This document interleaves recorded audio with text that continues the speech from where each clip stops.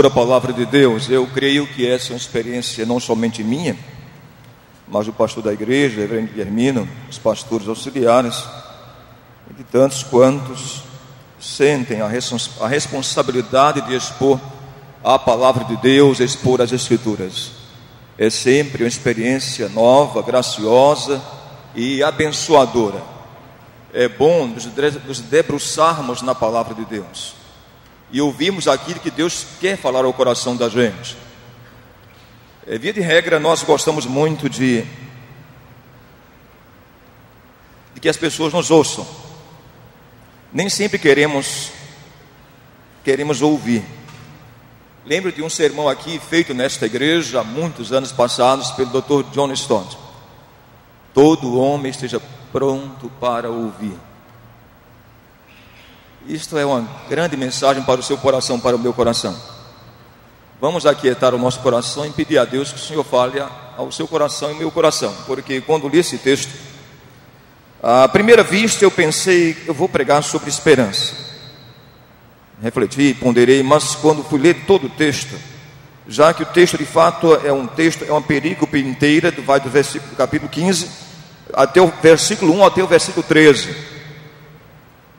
E o texto, na verdade, um verdadeiro quiasmo teológico, o versículo central do texto, que separa as duas unidades deste texto, é o versículo 7. Paulo está discursando desde o capítulo 14 sobre acolher os que são fracos na fé.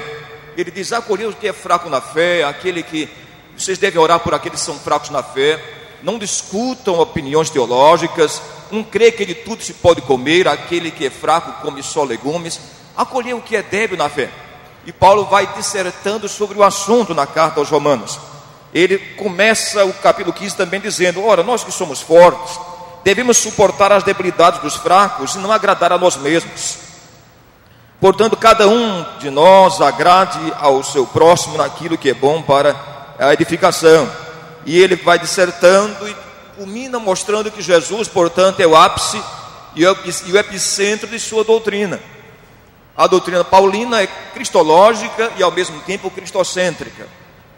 Vamos então pensar sobre o versículo 7. Portanto, a mensagem desta manhã, o último domingo desse mês em curso, vai abordar a teologia e a doutrina do acolhimento de Deus. Está bem? Para a sua vida e para a minha vida. A carta aos Romanos, escrita por volta do ano 55 a 57 da era cristã, os teólogos creem que essa carta foi escrita no período em que Paulo esteve em Corinto. Paulo esteve em Corinto por 1 ano e 6 meses, ensinando na escola de Tirano. Foi um longo período para um pregador itinerante, como Paulo era. Muitos teólogos acreditam que quem conduziu a carta para Roma foi a diaconisa Febe. E Paulo diz então aos irmãos que acolhei a Febe no Senhor como convém aos santos. Creem, portanto, que Febe foi aquela que conduziu a carta, levou consigo a carta de Paulo e entregou esta missiva à comunidade cristã de Roma. O escriba, aquele que escreveu a carta, foi Técio, um cristão de Icônio, que também viajava com Paulo. Vamos então pensar na carta aos Romanos. Para os teólogos, quase que um consenso universalizante, a carta aos Romanos é a mais teológica epístola do Novo Testamento, chegando a dizer Lutero que se nós tivéssemos tão somente na Bíblia o Evangelho de João e a carta aos Romanos, já tínhamos por completo o propósito e o projeto de Deus para a vida da igreja. A carta de João, o livro de João, o quarto evangelho, para conhecermos a pessoa de Jesus, quem de fato Jesus é. As 7 famosas declarações de Jesus, os famosos eu sou o pão da vida, a luz do mundo, eu sou a videira verdadeira, eu sou a porta, eu sou o caminho, a verdade e a vida, eu sou o bom pastor, eu sou a ressurreição e a vida. São expressões que tratam da deidade e divindade de Cristo, inseridas, insercionadas tão somente no Evangelho de João. Você não vai encontrar em nenhum outro texto da Bíblia essas declarações joaninas. Portanto, diz pertinentemente Lutero, o grande reformador do século XVI, que se nós tivéssemos o Evangelho de João e a carta aos Romanos, já teríamos em totum de forma total e planificada o projeto e o propósito de Deus para a minha vida e a sua vida. Crendo nisso, vamos pensar. Então, Romanos capítulo 1 até o capítulo 3, Paulo disserta sobre a pecaminosidade humana, a queda do homem e os efeitos desta queda em toda a humanidade. Os capítulos 4 e 5, Paulo disserta sobre a teologia da fé, a doutrina da fé, a salvação pela fé em Cristo Jesus. O homem pecador, ele caiu, mas essa graça de Deus o alcança pela fé em Jesus Cristo. Esse é o discurso de Paulo em Romanos capítulos 4 e 5. Os capítulos 5, 6 e 7, Paulo fala sobre a natureza caída do homem e a guerra espiritual entre a carne e o espírito. Romanos capítulo 8, Paulo fala sobre a nossa filiação em Cristo e fala também sobre as vitórias que temos em Cristo Jesus, porque diz Paulo que em Cristo somos mais que vencedores. Esse é o seu discurso na carta aos Romanos capítulo 8. Capítulos 9 a 10 é o maior discurso de toda a Bíblia sobre a doutrina da eleição. Paulo ali disserta com uma felicidade completa, plena e forte, contundente, persuasiva, sobre o projeto de Deus em Cristo, que tudo que Deus iria fazer e vai fazer, Ele o faz em Cristo. Portanto, em Cristo nós fomos alcançados, fomos predestinados, e Paulo diz em Romanos 8:1 que não há mais condenação para aqueles que estão em Cristo Jesus. Então, a doutrina da eleição e da predestinação nós aí encontramos exaradas nos capítulos 9 a 11 de Romanos. Capítulo 12 nós encontramos as virtudes recomendadas por Paulo. Capítulos 13, Paulo trata sobre a autoridade e sobre o amor como o sumário sobre aquilo que laconiza e planifica toda a lei. Paulo usa uma palavra que somente ele usa em toda a Bíblia, a palavra pleroma do grego, que significa plenitude. Ele diz, portanto, que não devemos dever coisa alguma a ninguém, exceto o amor, porque o amor é o cumprimento da lei. Não é no cumprimento no sentido legal, jurista, é o cumprimento no sentido, Paulo diz, é o pleroma da lei, é aquilo que dá sentido à lei, é aquilo que enche a lei, é aquilo que preenche a lei. É essa palavra que Paulo usa, o amor é o pleroma da lei, é aquilo que completa, que traz sentido e significado à lei mosaica. Então, no capítulo 14, Paulo fala sobre a teologia do acolhimento. Ele começa a discursar sobre aqueles que faziam distinção entre comida, entre dia e dia. E Paulo diz, sabe uma coisa, irmãos, não importa se alguém faz distinção entre dia, ou entre luas novas e festas e sábados, ou sobre a comida. O que importa é que vocês todos pertencem a Cristo. Quer morramos, quer vivamos, somos do Senhor. E no capítulo 15, Paulo continua o mesmo discurso. É bom entender que a Bíblia, na época de Paulo, não estava dividida capitularmente ou versicularmente como nós temos hoje. A Bíblia é uma carta de amor dedicada por Deus aos homens, mas não havia nesse discurso os capítulos, versículos. Essa é uma tarefa que vai lá mais adiante, a partir do século V, ser feito pelos irmãos maçoretas e completado, portanto, na época da escolástica, na Idade Medieval. Então, quando lemos, devemos entender que o capítulo 15 não está divorciado do capítulo 14. O discurso continua. Então, Paulo, discursando, chega, portanto, a esse texto, e a palavra, portanto, aqui no versículo 7, coroa todo o seu discurso. Ele vai discursando e chega a palavra, portanto, que é uma expressão, portanto, sintética, coordenada, conclusiva, da língua portuguesa, né? É uma expressão conectora do texto, dizendo Paulo assim nesse texto, portanto, que estou dizendo a vocês em tudo isso, é que devemos acolher as pessoas e uns aos outros, como Deus em Cristo nos acolheu. Por que chamou minha atenção esse de Paulo? Porque, se você fizer uma retrospectiva, não a da Globo, mas a sua própria vida, e enxergar o que tem acontecido no mundo, se estivermos antenados com o que está acontecendo no mundo, em sintonia com o que está acontecendo no mundo, nós vamos perceber que o mundo está gritando por uma doutrina e por uma teologia e por uma igreja acolhedora. E por isso Paulo diz aqui, acolhei, portanto acolhei-vos uns aos outros, como também Cristo nos acolheu para a glória de Deus. 3 de outubro de 2013.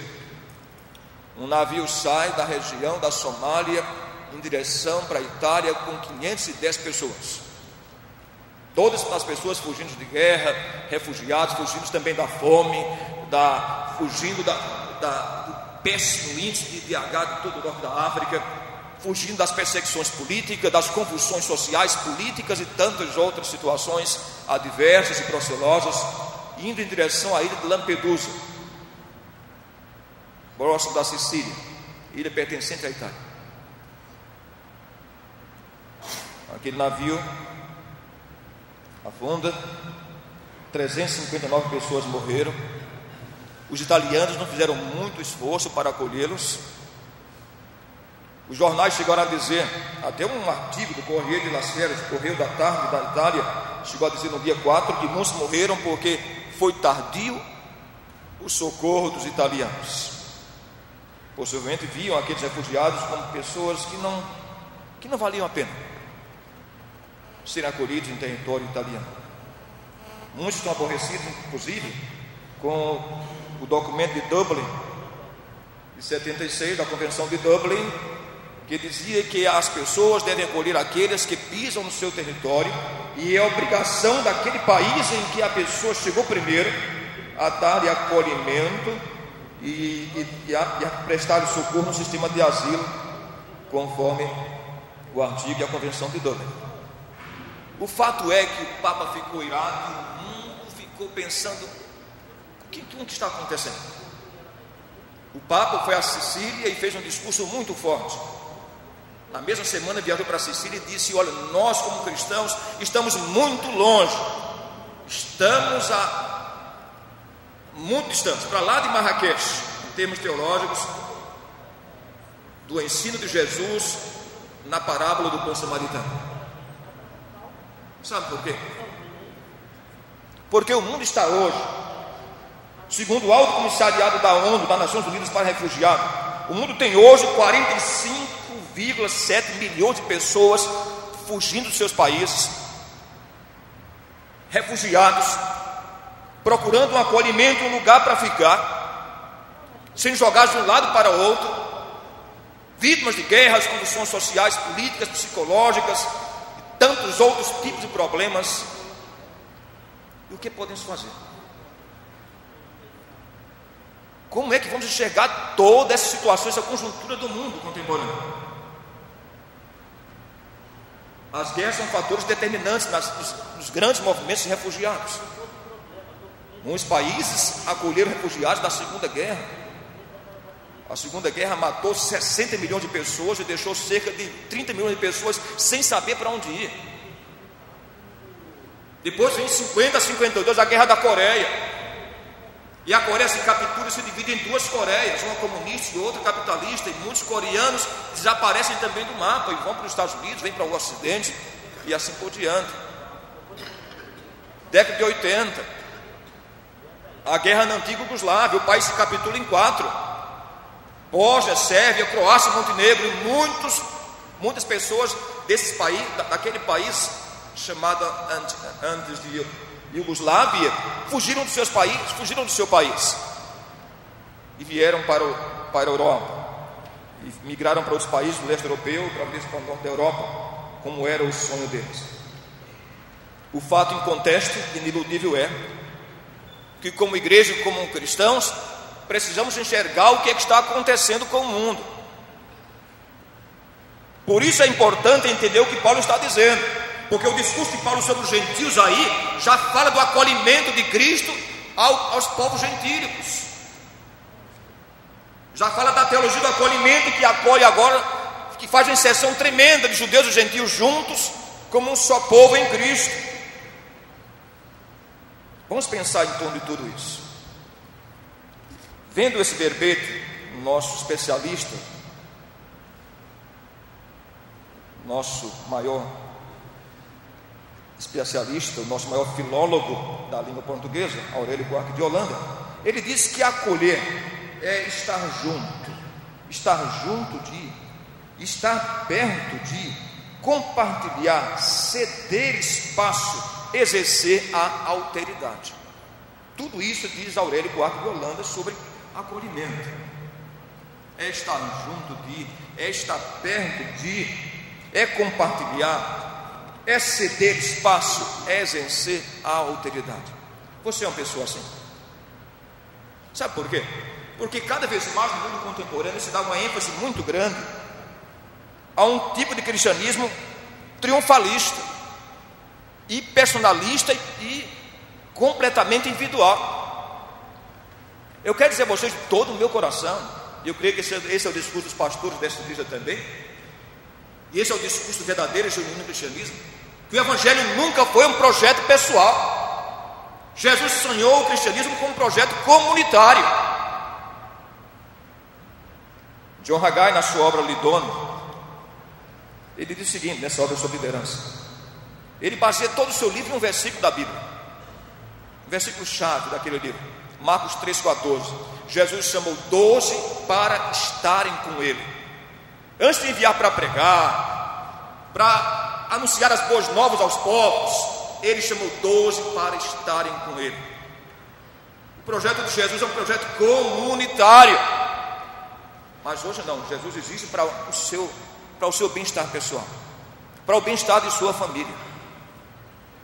Se você vê o discurso televisivo, jornalístico, radiofonizado, pelos meios midiáticos, você vai ver que esse evangelho pregado hoje é um evangelho caricaturado, apequenado, provincializado, monasticizado, pequeno, que não transparece o verdadeiro, genuíno evangelho de Jesus.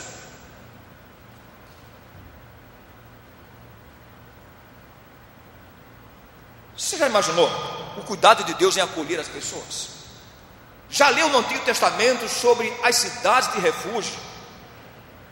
Josué capítulo 20, o texto diz: são estas as cidades de refúgio que foram designadas por Deus aos filhos de Israel, para que lá se acolha o estrangeiro que habita entre eles, para que lá se refugie todo aquele que por engano matar alguma pessoa sem o querer antes, até que compareça perante a congregação.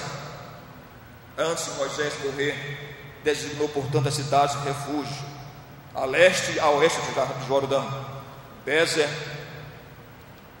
da tribo de Ruben; Ramote em Gileade, da tribo de Gad; Golã, da tribo de Manassés; Hebron em Judá; Siquém em Efraim; e Quedes, que significa santidade ao Senhor, na terra de Naftali, as cidades de refúgio. Todo aquele que não encontrasse espaço no coração do povo, até mesmo estrangeiro, seria bem acolhido nas cidades de refúgio. E o parâmetro foi esse: vocês devem acolher bem os estrangeiros, porque estrangeiros fostes na terra do Egito. Por que nós devemos ser uma igreja acolhedora? Porque você deve ser um cristão acolhedor. Porque o seu parâmetro, o seu modelo não é o Nelson Mandela, por mais admirável que o homem seja. Não é Martin Luther King, por mais admirável que tenha sido ele em lutar contra a discriminação naquele período tão caótico, difícil e absinto da história humana, na década de 60, nos Estados Unidos. O seu modelo, o seu parâmetro é Jesus. Portanto, acolhei-vos uns aos outros, como também Cristo nos acolheu para a glória de Deus. Vamos então refletir sobre este assunto. A primeira grande lição que nós vamos perceber sobre o acolhimento é que o acolhimento de Jesus possui uma natureza e um caráter universalizante. O discurso de Jesus era universal. Não só o seu discurso, mas sua prática de vida, a sua prática histórica, o seu modo vivendi e operante, o seu modo de viver e agir, manifestava isso. Jesus quebrou todas as pechas, tabus e estereótipos sociais e religiosos da época, para mostrar de forma tão evidente, patente, latente, tangente e ineludível essa verdade. Ele comia com publicanos e pecadores. Naturalmente, se fosse um bom fariseu, não faria isso.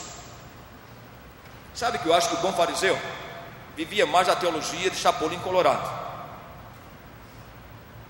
Todos os meus esforços, instintos, minhas palavras, meus gestos são friamente calculados. E mais ou menos é assim que eu vejo.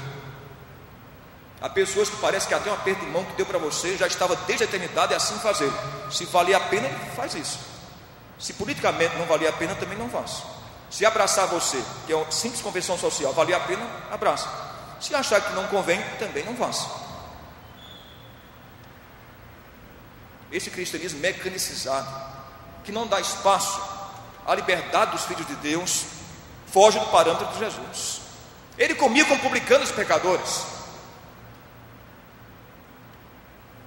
Ele dialogou com a mulher samaritana, a mulher pecadora. Isso não seria bom para um rabino, para um judeu dos seus dias.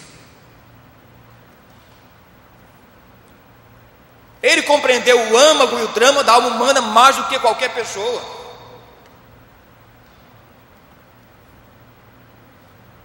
Sabe por quê? Simplesmente porque o acolhimento de Jesus era um acolhimento universalizante e de inserção espiritual e social. É importante entender isso, queridos. O Evangelho de Jesus é insercionante. O Evangelho de Jesus é inclusivista.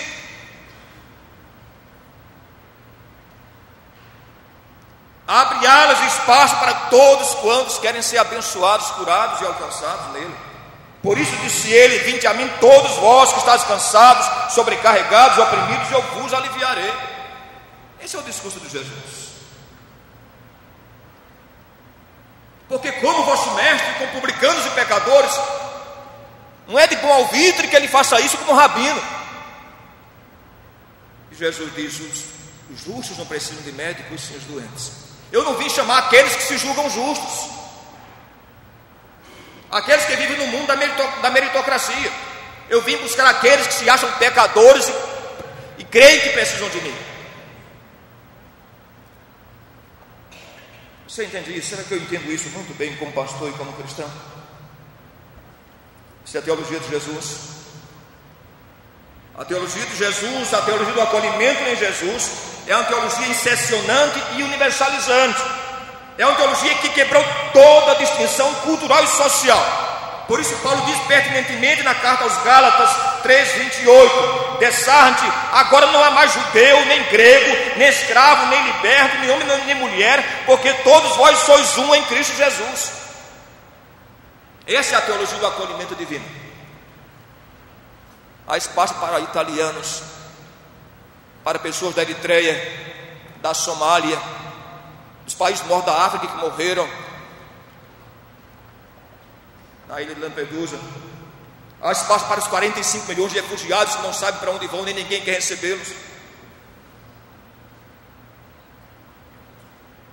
Em Jesus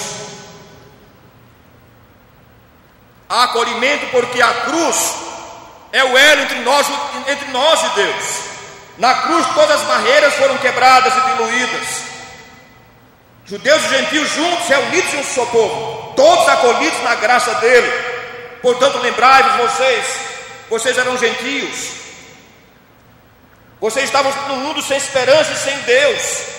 Naquele tempo vocês estavam totalmente separados das promessas de Deus, estranhos às alianças de Deus, não tendo esperança sem Deus no mundo. Mas agora em Cristo, diz Paulo, esse é o discurso de Paulo aos Efésios, mas agora em Cristo aos gentios, vocês que estavam longe foram aproximados pelo sangue de Cristo, porque Cristo é a nossa paz, o qual de ambos os povos fez um, e tendo derribado a barreira que nos separava, nos fez um, abolindo na sua carne a lei dos mandamentos e ordenanças em Cristo, e reconciliasse os judeus e os gentios juntos em um só corpo com Deus por intermédio da cruz. Essa é a primeira grande lição sobre a teologia do acolhimento. A teologia do acolhimento de Cristo é uma teologia universalizante e insercionante, sem distinção de classes sociais, linguísticas, etnológicas, culturais, sem distinção de sexo. Todos vós sois um em Cristo Jesus. Há espaço em Cristo para cidades de refúgio. Será que eu sou uma cidade de refúgio? Será que eu sou uma Hebron? Hebron significa em hebraico união. Será que eu sou uma Siquém? Siquém significa ombro. Será que eu sou uma Siquém para alguém, um ombro onde chorar? Será que eu vivo essa teologia do acolhimento? Mais do que nunca precisamos deixar de ser discurso para ser prática de vida. E eu creio que onde o cristianismo mais falha é sobre a ética do amor. Nós somos maravilhosos em discurso. Nós somos bons calvinistas, bons reformados. Nós fazemos questão de ter uma teologia que chamamos, ainda nos ufanamos de dizer que seguimos a reta doutrina. Defensores da reta doutrina, os apologistas da verdade, os últimos mosqueteiros do rei Luís XIV, os paladinos da verdade. Mas não temos prática de vida para alcançar a mulher pecadora. Não temos prática de vida para ir à casa de Zaqueu. Não temos prática de vida para comer com os publicanos e pecadores.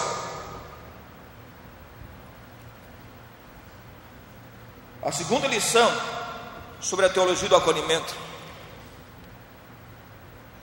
é que foi por essa igreja que Jesus orou diante do Pai e intercedeu por ela. Na oração sacerdotal, João capítulo 17, versos 17 e 24, Jesus faz menção 4 vezes: ó Pai, eu oro por eles. Eu oro por eles, Pai, para que eles sejam um. Para que eles sejam um, sejam uma verdadeira unidade, como eu sou contigo. Pai, eu peço por eles, para que eles vivam essa unidade, para que o mundo creia que o Pai me enviou. Logo o mundo pode descrer de que Jesus foi enviado pelo Pai. O mundo pode descrer completamente da nossa fé, da nossa crença e do nosso discurso, se nós não vivermos em unidade, se não formos uma igreja acolhedora, se não formos cristãos acolhedores, se não houver espaço no nosso coração para tantos quantos estão precisando de uma cidade de refúgio. Jesus orou por essa igreja. Podemos facilmente delinear essas verdades através dos ensinos de Jesus, do seu discurso e de sua prática de vida. Leonardo Boff, não concordo tudo com o que ele diz, mas uma coisa é verdade, como disse o reformador João Calvino: a verdade de Deus é verdade na boca de quem for. E Leonardo Boff, em sua obra Jesus Cristo Libertador, lançado em 1972, ele diz que havia em Jesus uma certa preferência pelos miseráveis, pelos esquecidos e pelos proscritos da sociedade judaica. Faça-se ver, diz ele, Zaqueu, a mulher pecadora, a mulher samaritana e o seu almoço com os publicanos e pecadores. Essa é uma segunda lição. Que a teologia do acolhimento de Cristo foi uma teologia incepcionante e universalizante, que abraçou e abarcou todos os povos, fazendo um só povo, uma só família em Cristo. Paulo diz isso: por causa dessa família de Deus, me ponho de joelhos. Eu me ponho de joelhos por causa da família de Deus. Quem sou eu? Quem é Paulo? Quem é Apolo? Nós somos servos pelos quais crestes. Seja Paulo, seja Apolo, seja Cefas, seja o mundo, tudo é vosso e vós de Cristo e Cristo de Deus. Esse é o discurso de Paulo. Paulo lutou por todos os esforços, evitou todos os esforços possíveis para que o cristianismo vivesse essa unidade, esse acolhimento de Deus em Cristo Jesus. Sabe de uma coisa? Eu creio que há textos da Bíblia que nos incomodam muito. Quando eu leio Filipenses capítulo 2, e fico a imaginar até que ponto isso é realidade na minha vida, Antônio José, não só como pastor, mas como cristão. Olha o que Paulo diz: nada façais por partidarismo ou vanglória, mas por humildade, cada um considerando o outro superior a si mesmo. Não tenha cada um em vista o que é propriamente seu, senão também o que é dos outros. Se existe alguma exortação de amor, alguma consolação do Espírito Santo, completai a minha alegria e meus afetos. Pensais a mesma coisa, tenhais o mesmo amor, sejais unidos de alma, tendo o mesmo parecer. Paulo está preso, está em confinamento. Possivelmente a carta aos Filipenses, juntamente com 2 Timóteo, foram as duas últimas missivas de Paulo quando em vida. E veja a preocupação paulina.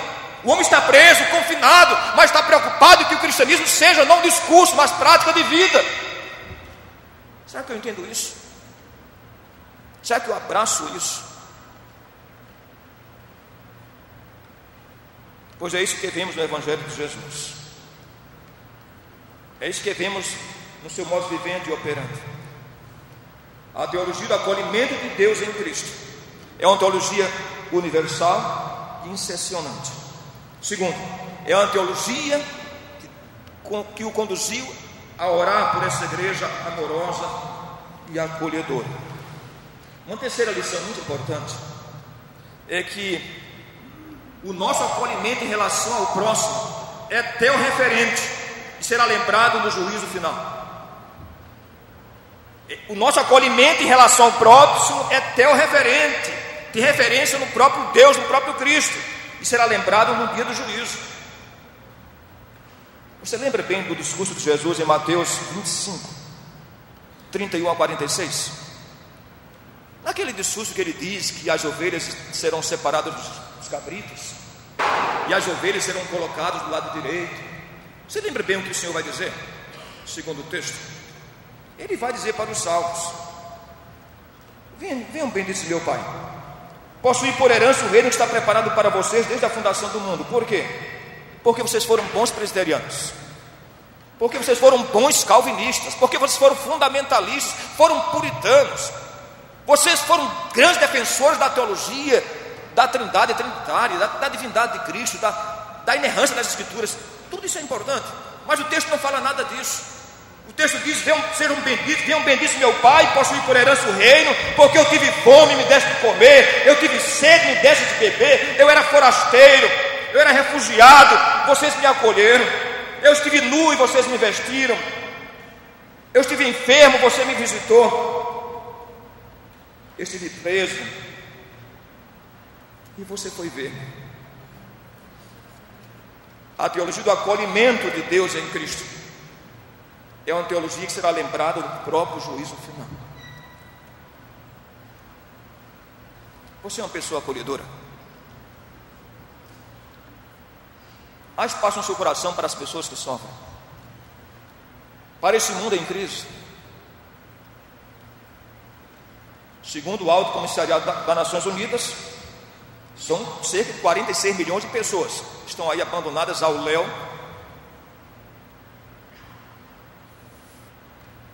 nesse mundo aí, nesse mar revolto, sem encontrar um porto seguro. Mas você pode ser uma cidade de refúgio para aquele colega de trabalho, para aquela pessoa que convive no seu dia a dia, para as pessoas que fazem parte do seu universo relacional de amigos. Quantos amigos você tem e eu tenho? Será que são aqueles 1000 que você tem no Facebook? Ou dos 500 que eu tenho lá? Até que ponto esses amigos seriam uma cidade de refúgio quando você de fato precisasse?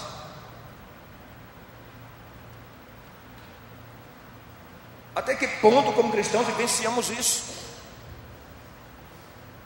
2014 está chegando, e o Espírito Santo vai nos ensinar isso, porque o amor de Deus é obra do Espírito Santo no coração do crente. Paulo diz isso no seu discurso de forma muito clara e iniludível. Paulo diz em Romanos 5,4: porque o amor de Deus está derramado no nosso coração pelo Espírito Santo que nos foi dado. Só o Espírito Santo pode de fato fazer realidade viva o acolhimento de Deus em Cristo na sua vida e na minha vida. Só o Espírito Santo me faz amar o diferente.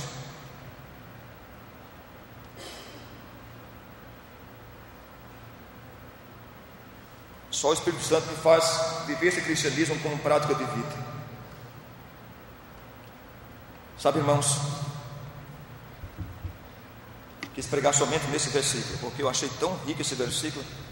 O Espírito Santo falou muito no meu coração nesse versículo.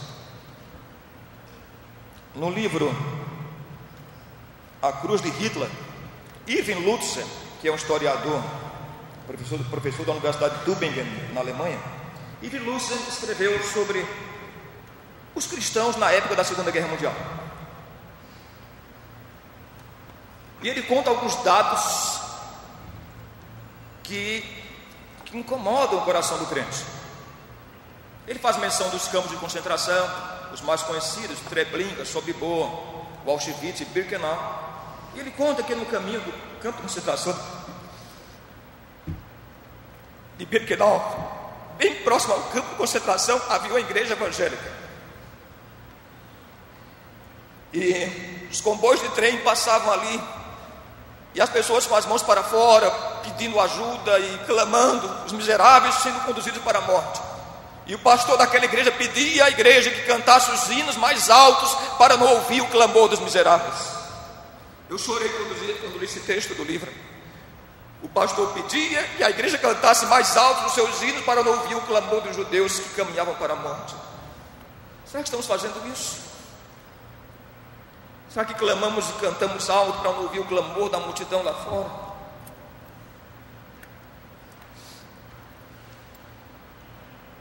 Será que Birkenau ainda não é realidade do mundo hoje?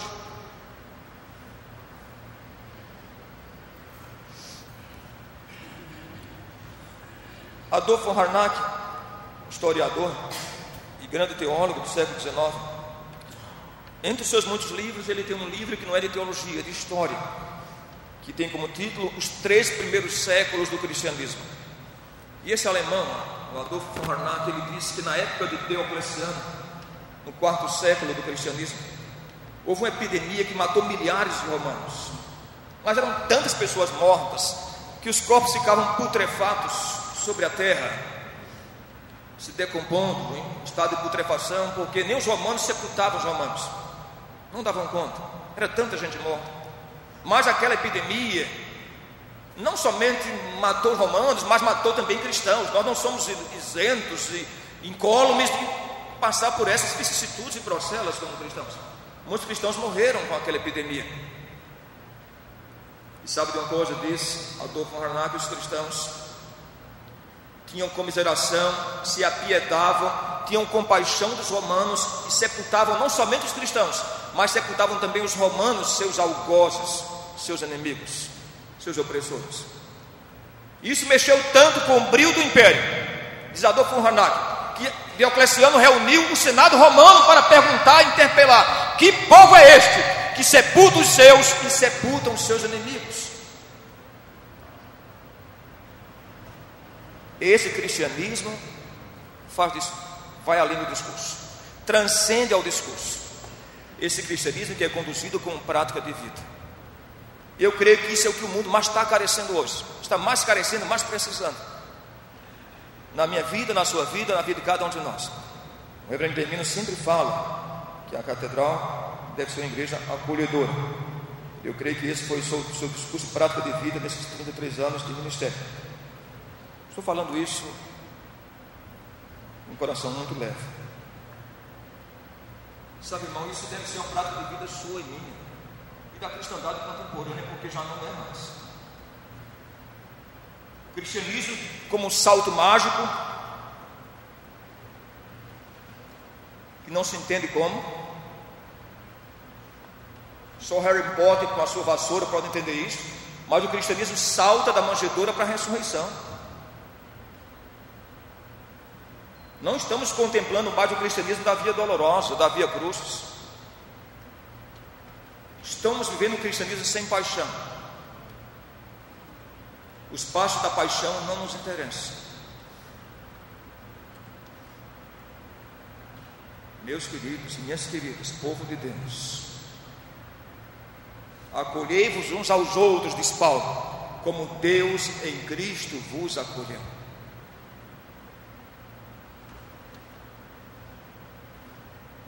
Vamos orar. Vamos pedir a Deus de todo o nosso coração: Senhor, eu quero ser uma cidade de refúgio no mundo contemporâneo.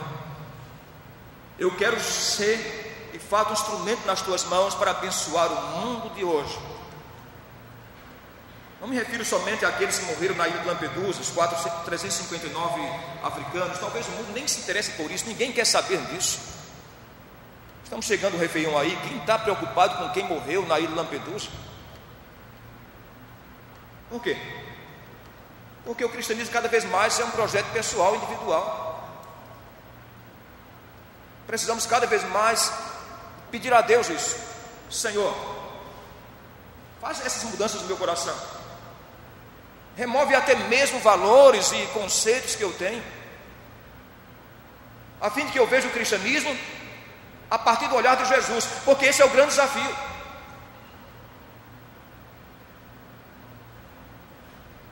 O grande desafio é esse. O teólogo Hanskin, na sua obra A Igreja de Cristo, ele diz isso. O maior desafio do mundo hoje, diz ele, da igreja hoje, é saber se a visão que eu tenho de mundo é a mesma visão que tinha Cristo e os seus apóstolos. Como é que Jesus enxergava o mundo? O texto diz que ele olhava para a multidão e os via como ovelhas sem pastor. O maior deserto do mundo hoje, irmãos, não é o da Austrália, onde moram os aborígenes, o norte da África, o deserto da Arábia, o deserto do Saara. O maior deserto do mundo são os grandes centros cosmopolitas hoje. Ninguém se entende, ninguém conhece nem quem é o colega que mora na porta do apartamento ao seu lado. Já percebeu o lugar mais solitário do que o elevador? Todo mundo está louco para ser elevador.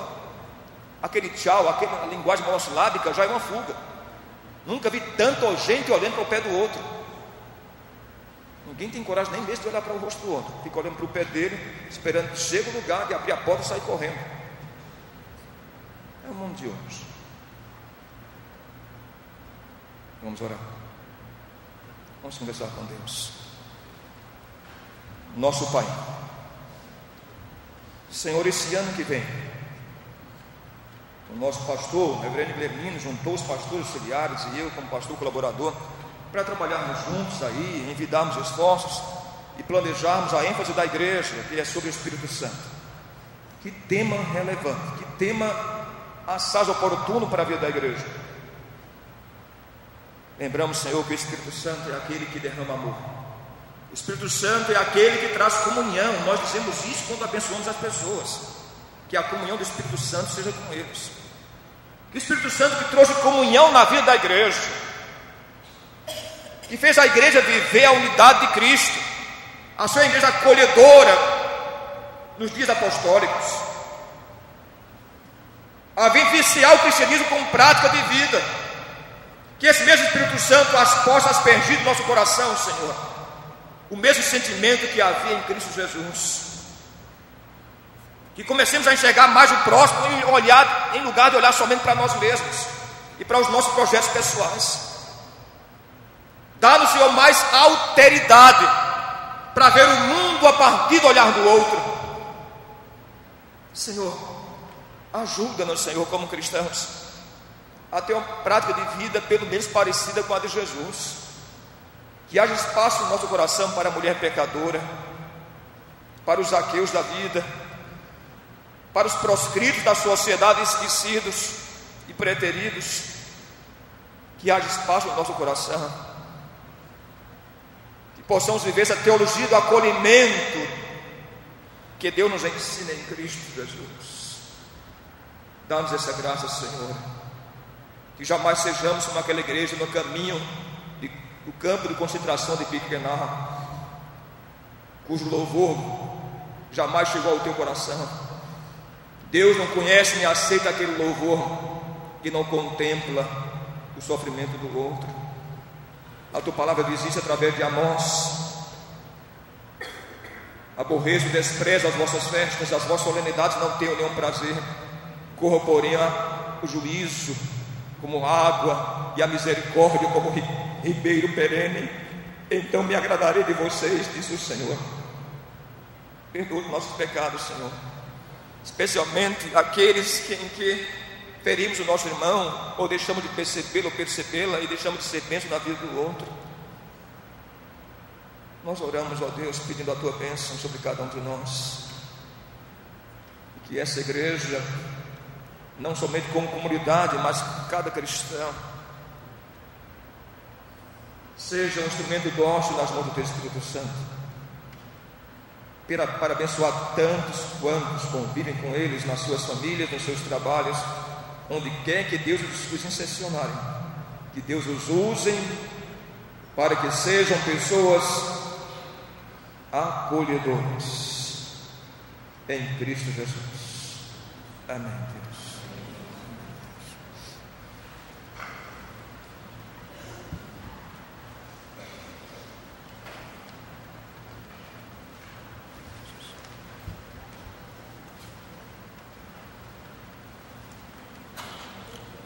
Coloquemos-nos de pé e vamos louvar ao Senhor um hino de número 239, Nasce Jesus.